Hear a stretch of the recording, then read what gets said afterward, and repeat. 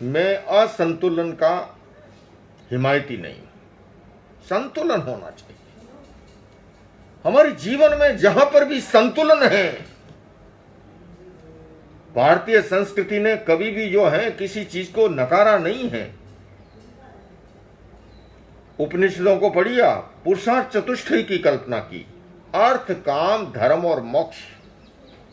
काम को स्वीकार किया है, अर्थ को स्वीकार किया है सामाजिक दृष्टि से, पर कहा गया कि जहां धर्म और मोक्ष को भुला करके केवल अर्थ और काम के पीछे दौड़ होगी, वहां विकृतियां पनपेगी। संतुलन से हेल्दी सोसाइटी का निर्माण होता है। ये टेक्निकें, ये वरदान हो सकती है। इसका ज्ञान के लिए, विज्ञान के लिए, और उसकी भी एक सीमा हो, संतुलन हो। नहीं तो क्या हो रहा है आपको बताऊं, आंखें कमजोर हो रही है समय से पूर्व। सर्वाइकल के दर्द जो हैं, बहुत से लोग सोते सोते गांठें पड़ जाएगी आपको, फिर कहोगे ये क्या हो गया। ज्यादा इसी पर लगे रहोगे, स्पाइनल कॉर्ड, कमर के दर्द, L4-5 के दर्द, सर्वाइकल दर्द, आजकल ये बढ़ते जा रहे हैं। उसका एक बड़ा कारण है असंतुलित जीवन शैली।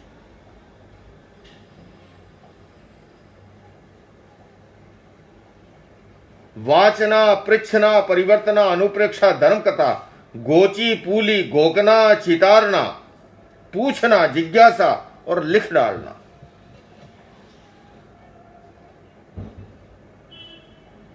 बंधुओं और बहनों, फिर से दोहरा रहा हूं आपको, सचमुच में ये जो कहा गया कि पुस्तक से बड़ा कोई मित्र नहीं है, इसमें बड़ी गहराई है, बड़ी सच्चाई है।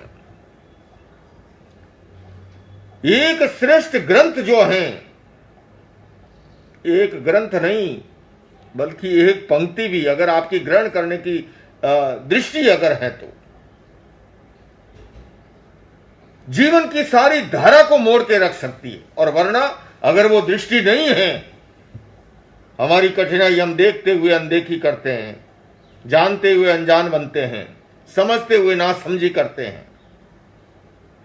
अगर वो दृष्टि हो,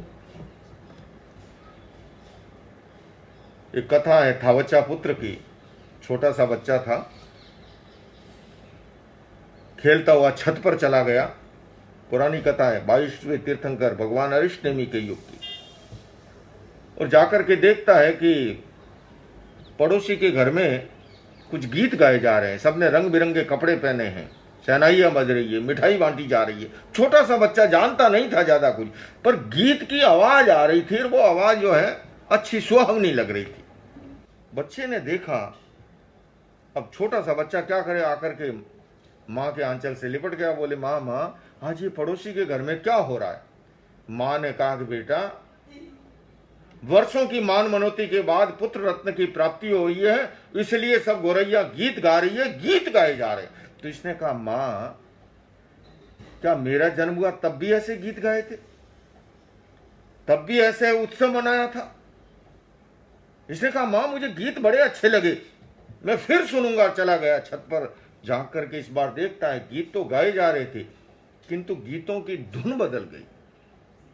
इस बार गीत अच्छे नहीं लग रहे, अनखावने लग रहे, असुहावने लग रहे। फिर से आया, बोले माँ अभी जो गीत गा रहे हैं ना वो मुझे अच्छे नहीं लग रहे हैं। माँ ने कहा बेटे अभी गीत नहीं गाए जा रहे हैं, अब तो सभी रो रहे हैं। बोले क्यों, रो क्यों रहे हैं। बोले बच्चे जो जन्मा था वो मर गया। इसने कहा माँ मर गया तो क्या मैं भी मरूंगा एक दिन। माँ ने कहा अरे ऐसा नहीं बोला करते ना माँ, ये बता तुम, मैं जब मरूंगा तुम भी ऐसे रोओगी। माँ ने होठों पे हाथ रख दिया, ऐसे नहीं बोला करते।